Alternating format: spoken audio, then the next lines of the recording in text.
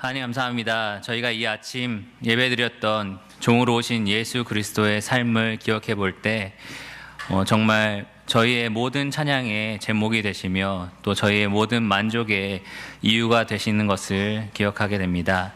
그 예수 그리스도를 위해 저희가 먹고 마시며 또 살기를 원하고 또 그분을 높이며 살기를 원합니다.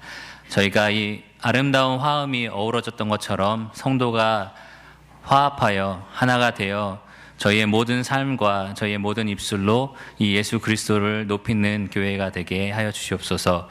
이 시간 주님의 말씀을 듣기를 원하며 저희가 귀 기울여 들을 수 있도록 마음을 준비시켜 주시기를 기도를 드립니다. 이 모든 것 예수 그리스도 이름으로 기도드렸습니다. 아멘. 네, 오늘 드디어 빌립보서의 마지막 공부 시간입니다. 마지막을 제가 할 수 있어서 참 영광이고요. 마지막이니까 저희가 시간이 35분에 시작했고 마지막 말씀이니까 조금 넘어가도 이해를 해주셨으면 좋겠습니다. 거의 14절에 가까운 말씀이기 때문에 이해를 해주셨으면 좋겠습니다. 오늘 마지막 빌립보서 공부이면서 이 4장 10절에서 23절의 말씀을 공부할 건데요. 이 4장 10절에서 23절은 이제 사도 바울이 빌립보 교회에 편지를 쓰면서 마지막으로 기록한 내용이 담겨져 있습니다. 그래서 여러분 가지고 계신 성경 빌립보서 4장 10절을 보시면 그 위에 소제목으로 빌립보 사람들의 선물이라고 써 있는 성경이 아마 있으실 거예요. 그리고 21절을 보시면 그 위에 끝 인사라고 이제 소제목이 써 있습니다. 이 소제목은 원래 성경의 원문에는 포함이 되어 있지 않지만 저희에게 이 내용이 어떤 내용이다라는 걸 좀 쉽게 이해할 수 있도록 도와주는데요. 그래서 오늘은 빌립보 사람들의 선물에 대해서 바울이 했던 말과 마지막 끝 인사에 대해서 말씀을 드리도록 하겠습니다.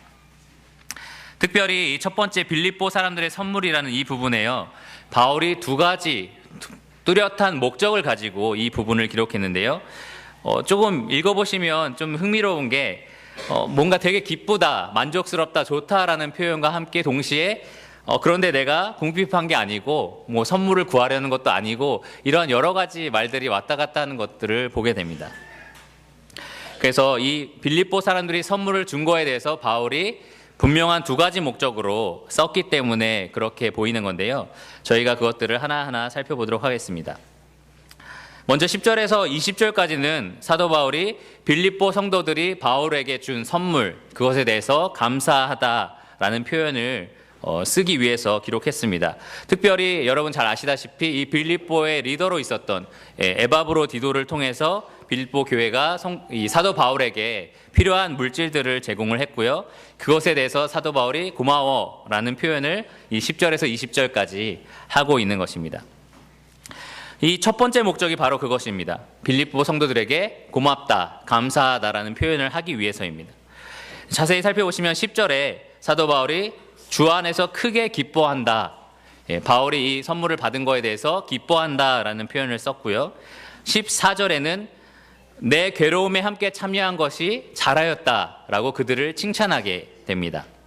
그리고 18절에 보면 너희가 에바브로디도를 통해서 나에게 보낸 그것을 받아서 내가 풍족하다, 아주 만족스럽다라는 표현을 쓰는데요. 특별히 이 풍족하다, 너희가 보낸 것을 받아서 풍족하다, 이 표현이 이 상업적인 상인들이 썼던 그 영수증에 있는 표현이에요. 그러니까 저희 오늘날의 표현을 하면 완전히 수령했다 라는 표현 있잖아요.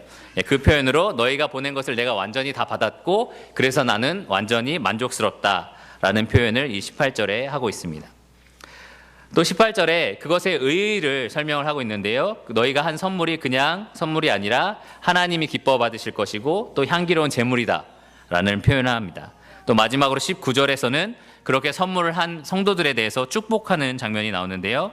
예수님께서 그 예수 그리스도 안에서 영광 가운데 그 풍성한 대로 너희 모든 쓸 것을 채우시리라. 바울은 이렇게 빌립보 성도들이 준 것에 대해서 감사했고 기뻐했고 만족했고 그리고 그것에 대해서 그들을 축복하는 그러한 편지 내용을 이 10절에서 20절까지 기록하고 있습니다. 사실 이 빌립보서 편지를 쓴 가장 주요한 목적 중에 하나가 이 빌립보 성도들에게 감사하기 위해서였는데요. 이 편지의 첫 번째 부분 1장 7절을 한번 보시면 먼저 1장 3절에서 5절을 보시면 편지의 시작입니다. 맨 처음에 1절에서 2절은 편지 봉투에 써 있는 내용이다 생각하시면 되고요. 3절부터 바울은 이렇게 시작합니다. 내가 너희를 생각할 때마다 나의 하나님께 감사하며 간구할 때마다 너희 무리를 위하여 기쁨으로 항상 간구함은, 그리고 그 이유에 대해서 5절에 너희가 첫날부터 이제까지 복음을 위한 일에 참여하고 있기 때문이라. 빌립보서 말씀을, 이 서신서를 쓴 목적이 이 빌립보 교회, 복음의 처음부터 자기의 복음에 동역했던 이 빌립보 교회에 감사하기 위해서, 그 기쁨을 표현하기 위해서 썼다는 겁니다. 여러분 잘 아시다시피 빌립보 교회가 처음 생겼을 때 이 루디아가 자기의 집을 개방해줬죠. 그리고 간수가 자기의 집을 개방하면서 음식을 이 바울과 실라에게 제공하는 것을 보게 됩니다. 이 빌립보 교회는 복음이 들어간 그 순간부터 이 사도 바울과 복음의 그 동역자들에게 함께 동참하는 것, 함께 참여하는 것에 열심을 보였습니다. 7절 말씀에도 이렇게 말하고 있습니다. 1장 7절에 내가 너희 무리를 위하여 이와 같이 생각하는 것이 마땅하니 이는 너희가 내 마음에 있음이며 나의 매임과 복음을 변명함과 확정함에 너희가 다 나와 함께 은혜에 참여한 자가 됨이라. 성도들 한 사람 한 사람, 그 성도들 모두가 다 함께 하나가 되어서 이 복음의 확장함에 함께 참여하고 있다라고 칭찬하고 있는 것입니다. 복음의 첫날부터요, 이 편지를 사도 바울이 로마 감옥에서 기록한 그 순간까지 빌립보 교회는 계속해서 이 복음이 확장되는 일에 참여하고 있었습니다. 오늘 본문 말씀인 4장 15절에는 조금 더 구체적인 말씀이 나와 있는데요. 15절을 보시면 빌립보 사람들아 너희도 알거니와 복음의 시초에 내가 마게도냐를 떠날 때 주고받은 내 일에 참여한 교회가 너희 외에 아무도 없었느니라. 이 복음의 시초를 얘기하고 있으면서 이 마게도니아를 사도 바울이 떠날 때 주고받는 일에 오직 너희만 참여했다라고 말하고 있습니다. 이 마게도니아라는 지역은 여러분 제가 저번에 빌립보서 전 시간에 이 설교를 했을 때, 이 사도행전을 통해서 설교했을 때 말씀을 드렸지만 사도 바울이 이제 복음을 전하러 왔다 갔다 하려고 했을 때 아무데도 갈 데가 없었죠. 그때 마게도니아 사람이 꿈에 나타나서 이리로 건너오라고 합니다. 그러고 나서 사도 바울이 처음으로 도착했던 마게도니아 첫 성이 어디였습니까? 잘 모르시는 것 같은데 다시 한번 사도행전 16장을 그 빌립보 성이었습니다. 그 빌립보, 그 이후에 데살로니가, 그 데살로니가에서 핍박을 받고 떠나서 간 곳이 어디입니까? 거기에 사람들은 굉장히 신사적이어서 말씀이 그러한가 상고했던 곳, 베레아 지역이죠. 그 세 지역이 이 마게도니아 지역이고요. 그 마게도니아 지역을 떠나서 아가야 지역이라는 곳에 가는데 그 아가야 지역에 속한 도시가 고린도와 에덴입니다. 아덴이죠. 그래서 그러한 도시가 있는데요. 그 마게도니아를 떠났을 때 사도 바울의 이 복음을 전하는 일에 참여한 교회가 이 빌립보 교회밖에는 없었다라고 15절에 말하고 있습니다. 사실 사도 바울이 그 앞에도 디모데에 대해서 얘기하면서 나와 함께 뜻을 합하여 너희 사정을 생각하리가 이 밖에는 나에게 없다라고 강조해서 말하고 있는데요. 여기서도 이런 복음 확장하는 데 있어서 이 빌립보 교회 너희가 정말 나에게 참여하는 아주 좋은 교회다라고 칭찬하고 있습니다. 그리고 이제 16절을 보면요, 더 구체적으로 이런 말이 나옵니다. 데살로니가에 있을 때에도 너희가 한 번뿐만 아니라 두 번이나 나에 쓸 것을 보냈었다. 아까 말씀드린 것처럼 데살로니가는 어디 이후에 방문한 거죠? 처음에 빌립보를 방문하고 그 다음에 데살로니가를 방문합니다. 사도 바울이 데살로니가에 보낸 그 서신서 편지의 2장 9절에 이렇게 기록하고 있는데요. 아무에게도 폐를 끼치지 아니하려고 밤낮으로 일하면서 너희에게 하나님의 복음을 전하여노라. 이 데살로니가 지역에 새 안식일 약 3주 정도 있으면서 아무에게도, 그 데살로니가 지역에 아무에게도 폐를 끼치지 않기 위해서 자기가 밤낮으로 일하면서 복음을 전했다는 겁니다. 그런데 우리가 오늘 이 말씀을 통해서 알 수 있는 것은 사도 바울 혼자 그 복음 전하는 괴로움에 참여했던 게 아니라는 거죠. 이 데살로니가 지역에 자기가 자비량으로 일을 하고 있었지만 바로 그때 한 번도 아니고 두 번이나 이 빌립보 교회에서 쓸 것을 공급했다는 것입니다. 한번 생각해 보세요. 3주 전에 빌립보 교회가 설립된 겁니다. 이제 생긴 지 얼마 안 된 교회예요. 그 작고 연약한 교회가 이 바울의 필요를 돕기 시작했다는 것입니다. 그래서 사도 바울은 이러한 빌립보 교회의 도움에 대해서 감사하고 있습니다. 그때뿐만 아니라 바로 이 편지를 쓰는 로마 감옥에 있는 사도 바울에게 에바브로디도를 통해서 빌립보는 또 도움을 줍니다. 저희가 신약 성경을 잘 생각해 보시면 사도행전 말씀 처음 시작에 예수님께서 사도들에게 이렇게 말합니다. 사도행전 1장 8절에 오직 성령이 너에게 임하시면 너희가 권능을 받고 예루살렘과 온 유대와 사마리아와 땅끝까지 이르러 내 증인이 되리라. 이 사도행전 말씀은요, 이 사도들이 그 말씀을 받고 정말로 이 복음을 예루살렘과 유대와 온 땅끝까지 전파하는 장면을 기록하고 있는데요. 여러분 잘 아시는 사도행전 2장에 오순절에 성령님께서 임하셨을 때 이 예루살렘에 복음이 전파됩니다. 그리고 사도행전 7장에 스데반이 순교당했을 때 사도들이 뿔뿔이 흩어지면서 온 유대와 사마리아에 복음이 전파됩니다. 그리고 사도행전 13장에 사도 바울이 전도 여행, 선교 사역을 시작하면서 갈라디아, 그리고 마게도냐, 아가야, 그리고 땅 끝이라고 여겨지는 로마라는 곳까지 이르러서 하나님의 복음을 전파합니다. 이렇게 하나님의 나라가, 하나님의 백성이 점점점 확장되는 이 일에 바울 혼자 한 것이 아니라 이 빌립보 교회가 참여했다는 것입니다. 그래서 아주 큰 역할을 담당했습니다. 이 복음이 예루살렘과 유대와 사마리아와 온 땅끝까지 퍼지는 데는요, 결코 쉬운 일만 있었던 것은 아닙니다. 많은 순교자의 피가 흘러야 했습니다. 문화와 언어의 장벽이 깨져야 했습니다. 유대인들의 강력한 자신들의 전통에 대한 생각들을 이겨야 했습니다. 그들의 핍박과 조롱을 이겨내야 했습니다. 헬라인들의 비방과 비웃음을 이겨내야만 했습니다. 바울은요, 이 괴로움에 이 빌립보 교회가 참여했다는 것에 대해서 감사하고 있습니다. 그들의 헌신된 마음에 감사하고 있습니다. 4장 10절을 보면요, 4장 10절에 2번 반복돼서 나오는 단어가 있습니다. 뭐냐면 너희가 나를 생각하였다. 너희가 또한 이를 위하여 생각은 하였으나. 빌립보 교회는요, 사도 바울을 생각했던 것입니다. 이 바울의 복음에 전하는 일에 있어서 어떻게 참여할 것인가, 이 바울을 어떻게 도울 수 있을 것인가 생각을 하고 있었던 것입니다. 그 생각이 이 10절 말씀처럼 싹이 나서 꽃이 피어서 결실을 맺어서 정말 바울에게 필요한 것들을 돕는 그 일까지 가게 된 것입니다.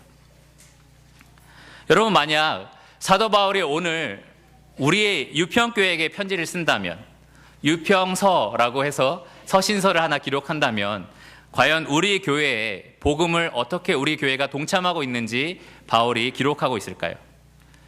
유평교회는 복음의 시초부터 지금까지 복음이 확장됨에 참여하고 있는 훌륭한 교회라고 기록을 하고 있을까요? 우리 모두 다 함께 하나님 복음을 전파하는 일에 정말 힘쓰고 있다라고 바울이 평가를 할까요? 정말 하나님 복음이 내 가족이나 내 이웃이나 또 내 주위에 있는 많은 사람들에게 이 복음이 퍼져나갈 때 우리 유평교회는 그 가운데 어떤 역할을 담당하고 있다라고 바울이 말할까요? 정말 이 세상은 갈수록 자기 자신과 또 돈을 사랑하는 세상이 되고 있습니다.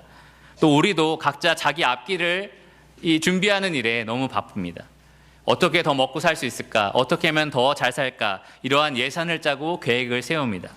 그런데 정말 이 복음이 확장되는 일에 있어서 여러분 어떠한 계획을 가지고 계시고 어떠한 예산을 짜고 계십니까? 여러분 반드시 기억해야 할 것은요, 이 유평교회는 그냥 우리 힘으로 스스로 세워진 교회가 아닙니다. 우리가 가지고 있는 이 복음은요, 그냥 우리가 쉽게 얻어낸 복음이 아닙니다. 교회의 역사는 순교자의 피 위에 세워졌다라는 말이 있습니다. 우리의 교회, 우리 유평교회는요, 수많은 순교자들의 피로 인해서 세워진 교회입니다. 우리가 가지고 있는 이 복음은 수많은 순교자들의 피로, 그리고 수많은 형제 자매들의 헌신과 복음의 동참함으로 우리가 가지고 있는 복음입니다. 우리도 서로에게 또 우리의 미래의 형제 자매에게 그러한 존재가 돼야 되지 않겠습니까? 복음에 동참하는, 복음에 참여하는 그러한 교회가 돼야 되지 않겠습니까? 빌립보 교회는 그러한 존재였고요. 바울은 그러한 빌립보 교회를 칭찬했습니다. 그것이 10절에서 20절까지 사도 바울이 기록한 첫 번째 목적이고요. 두 번째 목적은 좀 특이한데요. 바울이 그냥 고마워, 정말 잘했다 이렇게만 하면 좋은데 이상한 표현들이 많이 담겨 있습니다. 특별히 10절에 보면 그냥 내가 너무 기쁘다라고 해도 되는데 주 안에서 기쁘다라고 표현하고 있습니다. 또 11절을 보면 내가 궁핍함으로 말하는 것이 아니다. 내가 뭔가 필요해서 말하는 게 아니라 그러니까 오해하지 마라 라는 말이 11절에 또 담겨져 있습니다. 그리고 17절에 보면 내가 선물을 구함이 아니다. 내가 선물을 구하기 위해서 너희에게서 이런 걸 쓰는 게 아니다 라고 또 오해하지 말라고 쓰고 있고요. 또 18절에는 내게는 모든 것이 있고 또 풍부하다라는 표현을 씁니다. 만약에 여러분이 오늘 예배를 마치고 저한테 어떤 선물을 하나 갖다 줬는데 제가 저는 궁핍해서 이런 거 받는 게 아니고요. 저는 뭐 선물을 구한 것도 아니고 저는 풍족해요 라고 하면서 선물을 받는다면 여러분 어떤 생각을 하겠습니까? 괜히 줬다. 다른 사람 줄 걸. 이런 생각 하지 않을까요? 근데 바울은 이렇게 선물을 보내온 빌립보 교회에게 왜 내가 궁핍한 게 아니다, 내가 선물을 구한 게 아니다 라는 표현을 썼을까요? 이게 사도 바울이 이 10절과 20절에 두 번째 뚜렷한 목적이 있었기 때문에 그러한 표현을 쓴 건데, 바로 바울은 이 선물을 받는 데 있어서 자기가 이 선물 때문에 자기의 믿음이 좌지우지 되는 게 아니라 오직 자기는 하나님으로 만족할 수 있는 사람이라는 것을 성도들에게 가르쳐주고 싶었기 때문입니다. 주 안에서 정말 기뻐하는 것이 무엇인지 말하고 싶었던 것입니다. 12, 13절에 바로 그 핵심이 담겨 있는데요. 나는 배고픔과 풍부와 궁핍에 처할 줄 아는 일체의 비결을 배웠다 라고 하면서 13절에 내게 능력 주신 자 안에서 내가 모든 것을 할 수 있다. 바로 이 가르침을 성도들에게 전해주기 위해서 바울이 이러한 표현들을 쓴 것입니다. 여러분 가지고 계시는 성경에 빌립보 사람들의 선물이라는 소제목이 있지만 영어로는 이 God's Provision이라고 되어 있는데요. 하나님의 섭리, 하나님의 공급하심이라는 표현입니다. 그래서 바울은 사실 여기서 빌립보 사람들의 선물에 감사하지만 동시에 하나님의 공급하심에 감사하는 그러한 내용을 기록하고 있습니다. 그래서 10절에 주 안에서 기뻐했다라는 표현이 되어 있습니다. 너희가 준 것이 너무 기쁘다가 아니라 그냥 주 안에서 기뻐한다.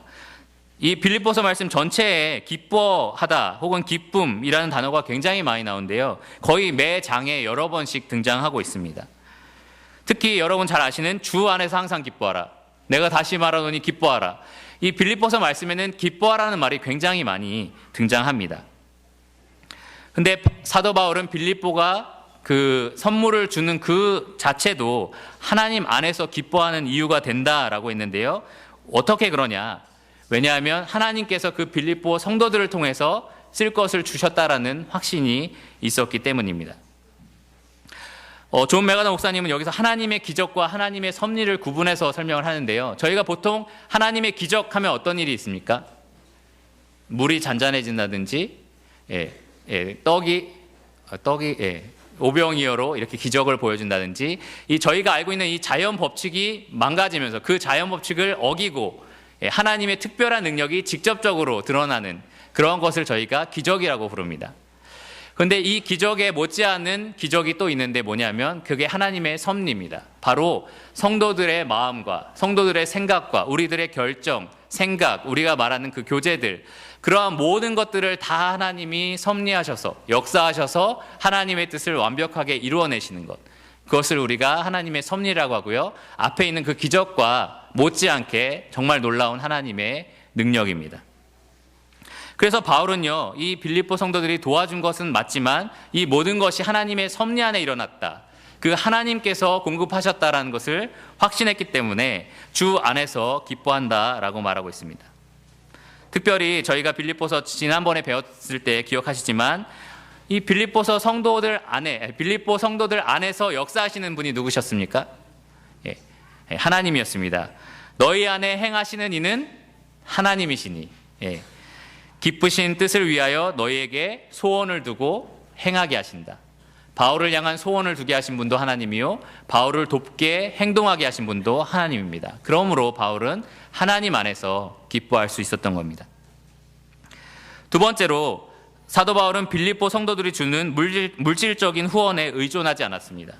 바울이 궁핍해서 말하는 것이 아니다, 혹은 선물을 구하는 것이 아니다 라고 말할 때는요, 이 외부적인 것들, 자기에게 주는 그런 선물들에 자기가 의존하지 않겠다라는 분명한 뜻을 보여줍니다. 11절에는 바울이 어떠한 형편에든지 나는 자족하기를 배웠다. 어떤 환경이 주어지든지 어떠한 현실이 있든지 자기는 완벽하게 만족할 수 있다라는 겁니다. 여러분, 어떻게 이게 가능할까요? 여러분 통장에 돈이 하나도 없고 냉장고를 열었더니 음식이 하나도 없고, 이러한 상황에서 여러분 어떻게 만족할 수 있겠습니까?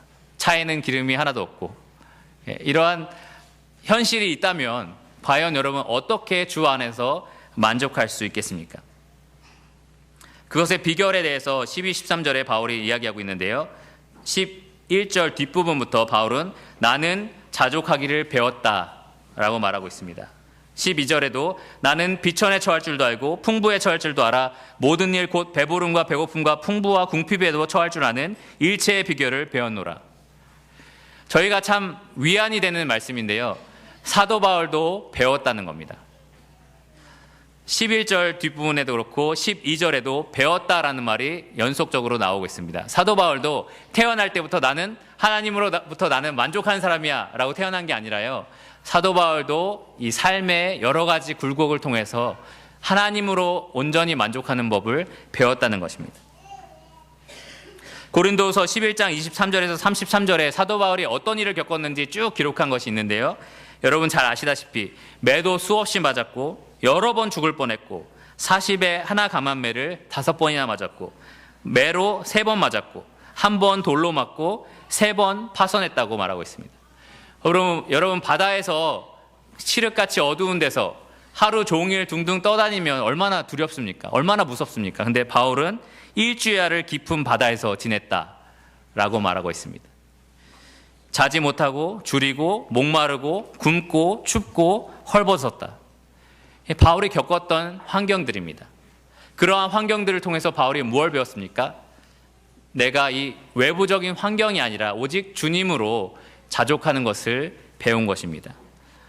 또 바울은 풍부했을 때도 있었습니다. 루디아나 간수를 통해서 공급을 받았을 때도 있었고요, 에바브로디오를 통해서 이렇게 공급을 받았을 때도 있었습니다. 바울이 말하는 것처럼 자기가 지금 현재 풍족하다라고 말할 수 있는 환경도 있었습니다. 이렇게 어려움과 또 풍부함과 많은 환경들을 경험하면서 바울이 깨달은 것은, 이러한 외부적인 환경이 나로 하여금 만족하게 만드는 것이 아니라 이 모든 환경을 다스리고 계시는 하나님으로 내가 만족할 수 있구나 라는 것을 배운 것입니다. 저는 이 말씀을 읽으면서 신명기에서 모세가 했던 말이 기억이 났습니다. 모세는 이스라엘 백성들에게 이렇게 말합니다. 하나님이 광야에서 너희를 왜 목마르게 하셨냐? 광야에서 왜 너희를 줄이게 하셨냐? 왜 그렇게 궁핍한 환경을 제공하셨느냐? 그리고 또 왜 매일 만나를 내려서 너희를 풍부하게 채우셨느냐? 이 모든 과정을 하나님이 하신 이유가 뭐냐라고 물어보면서, 그것은 사람이 우리가 눈에 보이고 의지할 수 있는 그런 떡으로 사는 것이 아니라 오직 하나님의 입에서 나오는 말씀으로 산다는 것을 알게 하기 위해서 그렇게 하신 것이다. 오늘날 바울도 같은 메시지를 주고 있습니다. 풍부할 수도 있고 궁핍할 수도 있고 모든 환경이 우리에게 주어지지만 내가 만족하는 것은 오직 나에게 능력 주시는, 이 모든 것을 주관하시는 하나님이 계시기 때문에 나는 만족할 수 있다. 바로 그것이 자족의 비결입니다. 바울은 또한 고린도후서 12장 7절에 보면 하나님께 이렇게 구합니다. 자기의 육체에 가시가 있었던 거예요. 그래서 제발 이것을 없애달라고 3번이나 구했지만 하나님이 바울에게 뭐라고 말씀하십니까? 내 은혜가 내게 족하다. 이는 내 능력이 약한 데서 강하여지기 때문이다. 온전하여짐이라. 그래서 바울은 자랑합니다. 내가 약할 때 하나님의 능력이 오히려 나를 통해서 드러나시는구나. 바로 이러한 모습들을 통해서 바울이 자족하는 것을 배운 것입니다. 13절에 그래서 바울은 모든 것을 나는 할 수 있다. 나에게 능력 주시는 자 안에서 라고 말하고 있습니다. 제가 일부러 원래 헬라어로 쓰인 그 성경 구절 순서대로 말씀을 드렸는데 바로 이 모든 것이 제일 처음에 등장합니다. 바울이 강조하고 싶었던 것이 바로 이 모든 것입니다. 이 모든 환경, 모든 것 안에서 자기는 완전히 만족할 수 있다. 왜냐하면 나에게 능력 주시는 그분이 계시기 때문이다. 빌립보서에서는 특별히 안에서라는 말이 굉장히 많이 나오는데요. 4장 10절에는 주 안에서 크게 기뻐한다. 또 4장 13절에는 내게 능력 주시는 자 안에서, 4장 19절에서는 그리스도 예수 안에서, 4장 21절에 그리스도 예수 안에 있는. 바울이 완전히 만족할 수 있었던 이유는요, 바울이 지금 자기가 어디 안에 있다라는 것을 확실히 알았기 때문입니다. 바로 이 하나님 안에 있다라는 것이 확실했기 때문에 환경이 그의 만족을, 그의 기쁨을 뺏어갈 수 없었던 것입니다. 우린 빌립보서에서 하나님에 대한 여러 가지 표현들을 보게 되는데요. 1장 6절에 하나님은 성도 안에서 착한 일을 시작하신 분이고 그것을 끝까지 이루어내시는 분입니다. 1장 9절에는 사랑과 지식과 모든 총명을 풍성하게 하시는 하나님입니다. 또 의의 열매를 가득하게 맺게 하시는 분이시고요. 1장 29절에는 은혜를 주시는 하나님입니다. 2장 1절에 권면과 사랑과 위로와 교제와 긍휼과 자비를 베푸시는 하나님이고요. 또 구원하시는 자, 3장 20절에 여러분 기억나실 겁니다. 또 4장 7절에는 모든 지각에 뛰어난 하나님, 4장 9절에는 평강의 하나님, 4장 13절에 능력 주시는 하나님, 4장 19절에는 영광이 풍성하신 하나님. 이 빌립보서 내용에는요, 하나님이 얼마나 그 총명과 지식과 또 영광과 은혜의 풍성하신지 계속해서 묘사하고 있습니다. 정말 이 하나님 안에 있는 것이 분명하다면, 이 하나님 안에 내가 분명히 들어있다면 그 어떤 환경도 나에게 있어서 기쁨과 만족을 뺏어갈 수 없다라고 바울은 말하고 있는 것입니다. 여러분, 지금 어떤 환경 가운데 살아가고 계시는지 제가 다 알지는 못하지만 그 환경 가운데 하나님 안에 있다는 사실을 기억하시기 바랍니다. 하나님 만물의 주관자시고 만물의 주인이시고 만물을 자기 뜻대로 이루어내실 수 있는 하나님이십니다. 하나님이 모든 것을 합력하여 여러분의 선을 또 하나님의 영광을 이루어내신다고 약속하셨습니다. 우리가 그 안에 있는 것이 분명하다면 그 어떤 것도 우리의 기쁨과 만족을 뺏어갈 수 없습니다. 그런데 우리가 믿는 하나님이 사도 바울이 믿는 하나님과 똑같은 분인데 왜 우리에게는 바울과 같이 이렇게 담대한 고백이 나오지 않을까요? 왜 정말 나도 능력 주신 자 하나님 안에서 모든 것을 할 수 있다라고 담대하게 말할 수 없을까요? 그 이유가 뭐라고 생각이 드십니까? 우리가 믿는 하나님과 바울이 믿는 하나님이 다른가요? 아니면 바울이 속한 환경이 좀 더 괜찮았나요? 아까 들으셨죠? 여러 번 맞고 굶주리고 헐벗고 배고프고 막 바다에서 난파되고. 예. 왜 그렇게 굶주리고 헐벗고 매맞은 그러한 사람은 하나님으로 너무 만족한다라고 고백할 수 있는데 먹을 거 있고 차 있고 집 있고 이런 우리가 하나님으로 온전히 만족할 수 없을까요? 저는 그 차이는 빌립보서에서 바울이 했던 이 말에 담겨 있다고 생각합니다. 사도 바울은 이렇게 말합니다. 이는 내게 사는 것이 그리스도니 죽는 것도 유익함이라. 사도 바울은요, 기쁨의 이유를 오직 이 그리스도 안에서 찾았던 사람입니다. 그리스도면 되는 사람이었습니다. 우리는 우리를 기쁘게 하는 여러 가지 이유를 함께 누리고 싶어 합니다. 건강하고 싶고요, 잘 살고 싶고, 성공하고 싶고, 여러 가지 내가 기뻐할 만한 다른 이유를 이 예수 그리스도와 함께 움켜쥐려고 노력하고 있습니다. 그러나 예수님이 직접 말씀하시기를 한 사람이 두 주인을 섬길 수 없다라고 말씀하십니다. 여러분이 예수 그리스도 외에 다른 것들을 놓기 시작하신다면, 오직 예수 그리스도로 만족하기로 결정하신다면 이 예수 그리스도가 여러분의 진정한 만족이 될 것입니다. 사도 바울처럼 그 어떤 환경 속에서도 온전히 기뻐하고 만족할 수 있는 이유가 분명해질 겁니다. 그러나 예수 그리스도 외에 다른 기쁨의 이유들을 함께 움켜쥐고 있을 때 우리들의 기쁨은 수시로 변하게 되는 것입니다. 자, 바울은 그것을 이 빌립보 성도들에게 말하기를 원했고요.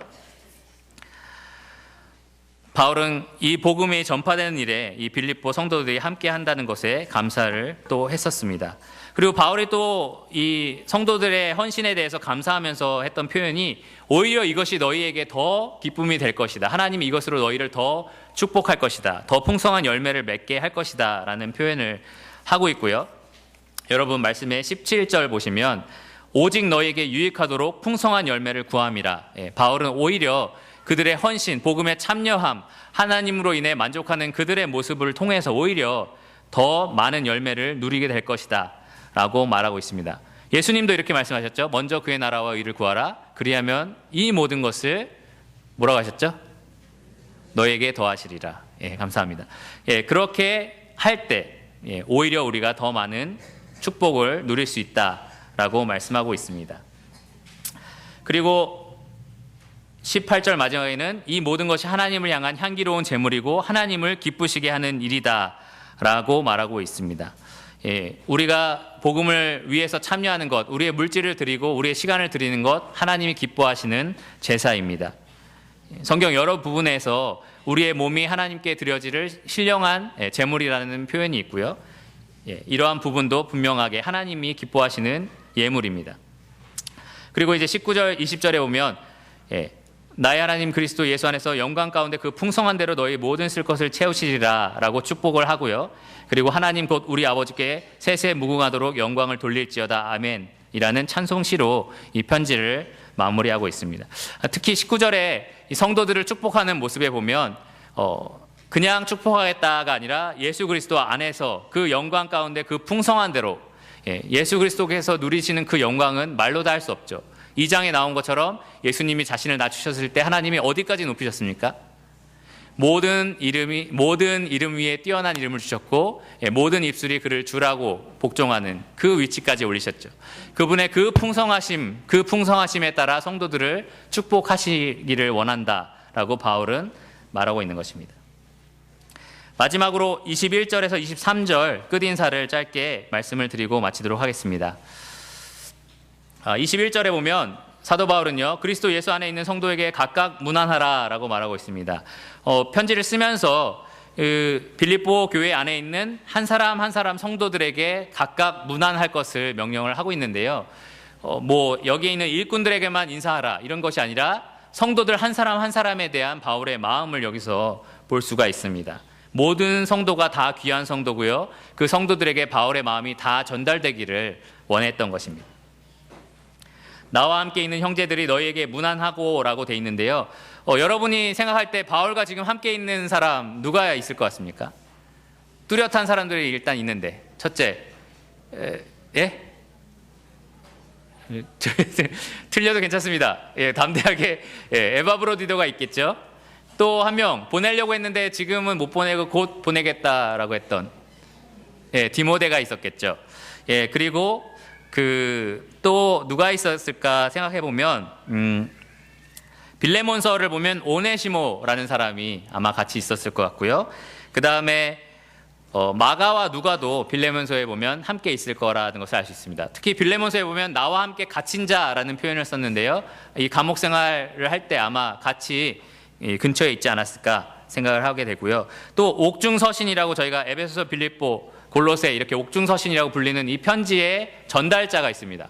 편지를 들고 다녔던 사람, 두기고라는 사람인데요. 아마 이 사람도 같이 있지 않았을까라고 생각하고 있습니다. 이 바울과 함께 있었던 형제들이 같이 우리가 함께 문안한다라고 지금 표현을 하고 있고요. 또 22절에 보면 모든 성도들이 너희에게 문안하되, 여기서 말하는 모든 성도들은 우주적인 교회 모든 성도를 다 말하는 게 아니라 특히 로마 지역에 있었기 때문에 로마에 있는 성도들을 말합니다.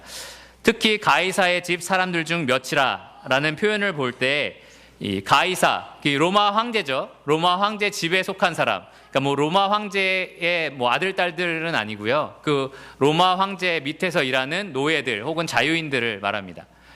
저희가 노예하면은 굉장히 노비, 노예 이런 것만 생각나시잖아요. 근데 이 로마 시대는 의사도 노예였고, 교사도 노예였고, 여러분 지금 여기서 교사로 일하시는 분은 그 당시 노예였던 거죠. 그래서 한 집안에 소속이 돼서 개인 교습 같은 거 할 수 있잖아요. 그런 것들로 이제 일하는 사람들, 노예도 되고 자유인도 되는 그러한 사람들을 아마 이야기하지 않을까라고 생각합니다. 특별히 이 빌립보 지역이나 로마 지역에 군사로 일했던 사람들이 많이 있었기 때문에 아마도 그 군사 중에 한 명일 수도 있다라고 하는데요. 그러한 사람들이 교회 안에 있었다는 거죠. 저희 말 같으면은 이 안에 무슨 국방부 장관 막 이런 사람들이 있을 수 있다라는 거죠. 그러한 사람들도 이 구원을 받아서 이 바울과 함께 이 빌립보 교회에 문안을 했다. 특히 저번에 저희가 설교 들었을 때 바울이 수감됐을 때 바울을 옆에서 같이 끌고 다녀야 됐던 군사들이 있었죠. 그러한 사람들이 아마 이 안에 포함되지 않았을까라고 생각을 합니다. 그들이 교회 성도 중에 한 사람이었고 그들이 이 빌립보 교회에 문안을 했습니다. 마지막 23절 주 예수 그리스도의 은혜가 너희 심령에 있을지어다 라고 말을 하면서 사도 바울이 이 편지를 마무리하고 있습니다. 한 가지 흥미로운 것은 바울이 계속해서 이 하나님께서 그들의 마음을 주장할 것을 많이 명령을 하고 있는데요. 특별히 그 너의 마음과 생각을 지키시리라 라는 표현도 있잖아요. 빌립보 교회는 사실 저희가 쭉 공부한 것처럼 여러 가지 문제를 가지고 있었습니다. 서로 화합되지 못하는 문제도 있었고 세속적인 그리스도인도 있었고 잘못된 율법을 주장하는 성도들도 있었고 그러한 모든 어려움들, 특히 또 외세에서 오는 핍박과 고난도 있었을 건데요. 그러한 모든 것들에 있어서 하나님께서 너희의 심령을 그 은혜의 풍성하심에 따라서 지키실 것이다. 그렇기를 원한다라고 말하고 있습니다. 자, 이것으로 빌립보서 말씀이 마치는데요. 저는 1장에 있는 사도 바울의 이 빌립보 성도를 향한 간절한 기도를 마무리로 함께 읽어보는 것으로 마쳤으면 좋겠습니다. 1장에 보시면 8절부터 11절까지인데요.